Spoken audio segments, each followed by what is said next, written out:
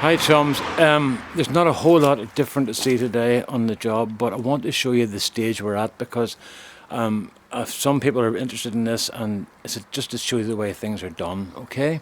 So what we're going to do is, I'm going to turn you around and show you this part of the house here. We're at the side of the house here, okay?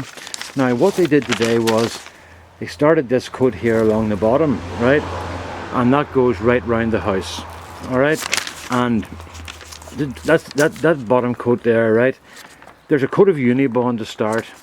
I've got notes here because I can't remember it all. And then there's a scud coat, which is scudding, which you saw first. Then there's that scratch coat, and then there'll be another scratch coat on top of that because of the bell effect they're putting on here. Over here, there'll be a bell effect coming out on top of that. So they put in, because they're coming out another inch, if they bring this out another inch, it's going to look stupid. So they put two scratch coats in that. And then there's going to be, the render goes on after that with a chamfered edge. On the top here, on this part, there was Unibond put on first to prepare it, and then the scratch coat, that scratch coat there, and then there will be a base coat put on under that, and then there'll be the dash put on top of that. So there's four coats on this and 5 coats on this. Now what they're going to do is, you can see here, this here is going to be grey. See the pillars up there, right? These pillars. I'll just zoom in on the pillars here. Hope nobody walks past. Right. The house is going to be that colour there, right? And then the pillar, the grey is going to be that colour of grey. They'll mix to that particular colour, so they get it the same the whole way around, okay?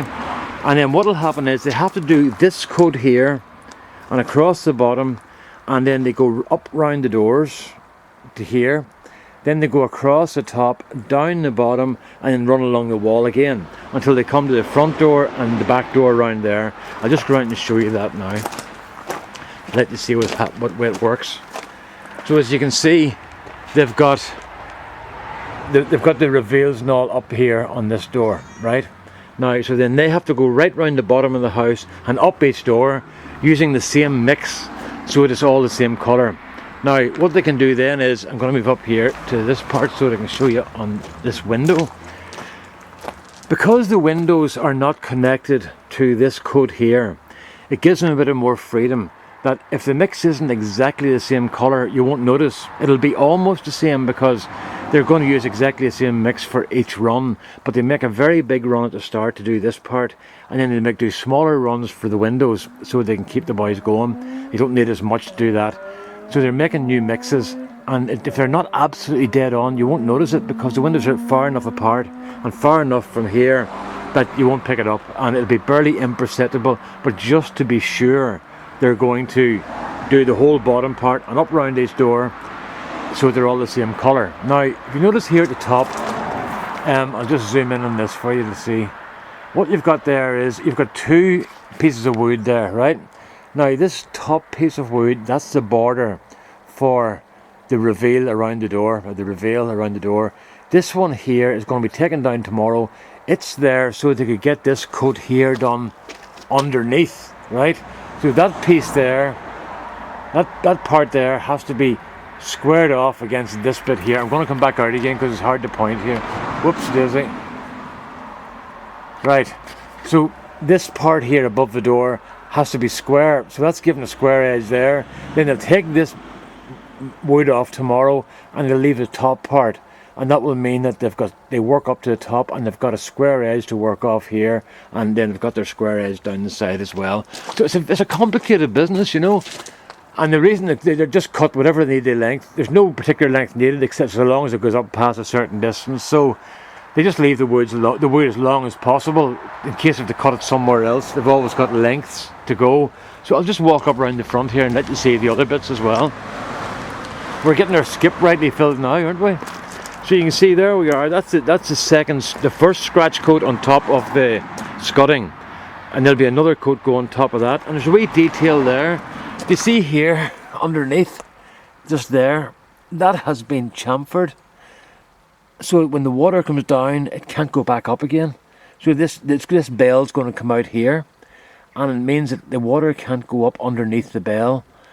if it comes off the bell, it can't go back up the wall again. It'll hit that slope. If it hits that slope, it's blown in by the wind, it's going to come straight down. It's not going to be able to get a chance to get back up.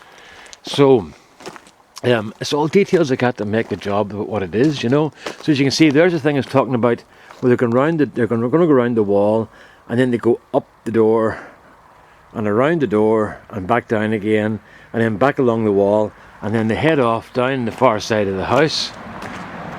You can see all these and this looks very high, but remember there's going to be 4 inches of stones go on top of this, so it's going to bring it back into proportion again.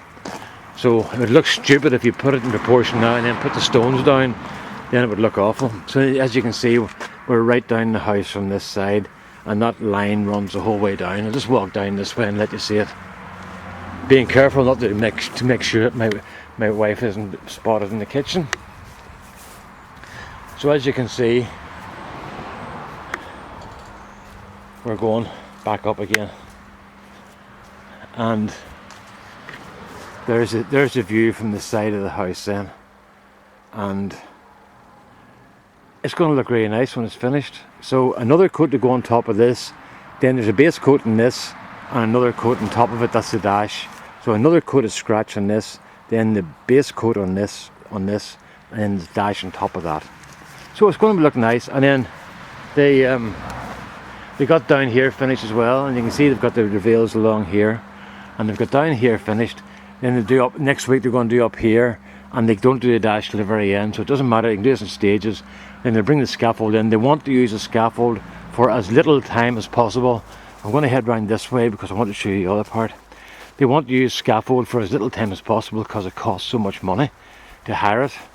And they've got scaffold, but they haven't got, it's off on another job, so we're going to have to hire some for this job. So as you can see then, like there's an old shed, right? But just, I'm getting this here plastered, as you can see, and because of that, they went and got the special edgings and all, just to put a perfect edge in that corner. And like it looks like it's going to look crap from this side, but it'll look nice when you're walking out from the house, you know. So it's all that attention to detail. And there's one of the plastic things there. They would normally put in stainless steel outside, but they said, look, Brenton, it's only a shed, the plastic will be okay, it'll last forever. The reason we like stainless steel is because it's easier to work with, but we'll use the plastic and that'll get us away. So that's it. This wee door has to come off the toilet here because it won't open properly now, and then we'll just cut a bit off the side of the door, about ½ an inch, and it'll open up properly then. So that's where we are, folks, and you can see it's a bit of a glare, but we're not even going to bother cleaning this up because there's going to be a new path going to see the water's running back towards the house at the moment. So what it'll mean is the water can come back the other way, and it'll be grand, you know. The water will come this way and fall into drains, and that'll be it all done. So so that's where we are, folks. I get a day off tomorrow.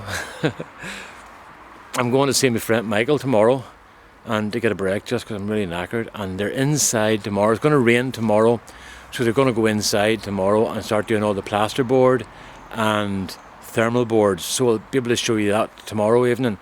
Some people haven't seen that before, so I'll show you what they're doing with that. Okay, it'll look very fast. Oh, I must show you something else too. I forgot about this, but I'll just head up here again. Something that's inside that myself and Seamus got done today.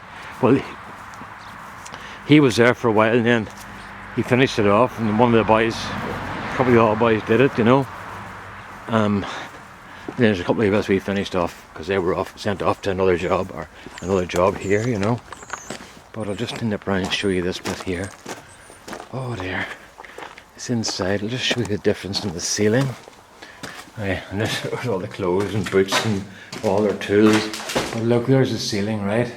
But as you can see, look at the spaces up at the top there, along there. That's how much this ceiling was out. It's about 4 inches from one side to the other. So what they had to do was they put those battens on into the joists to try and square the ceiling up. So tomorrow they'll come in and lift the plasterboard sheets, or gypsum sheets I think you call it in America. They'll lift the sheets up onto the roof or onto the ceiling, and that's it done. It'll do this very, very quickly, but it took a long time to get all this done, to get all these sort of shimmed out and everything so that they were square. So that roof is perfectly square now. So when the new one goes up, it'll just go up really easy and it'll square off all the walls. And then tomorrow on these walls, there's going to be thermal plasterboard, and on these walls going to be ordinary plasterboard, so it'll make this room look pretty nice again. Okay, so that's basically where we are. I'll just turn around that way.